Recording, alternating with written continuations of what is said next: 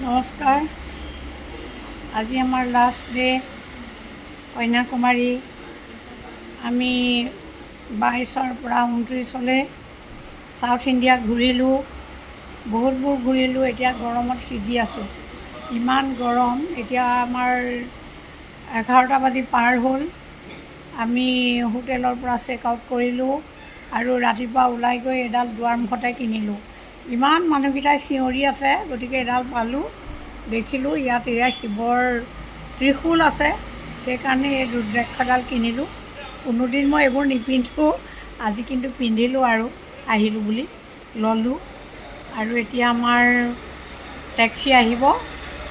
আমাক যিখন টেক্সিয়ে 22 তাৰিখৰ পৰা ঘূৰাইছিলে, সেই টেক্সিখন আহিব, আমাক আৰু অকণমান ঘূৰাব। তাৰপিছত আমি লাহে লাহে ৰে'ল ষ্টেচন যামগৈ।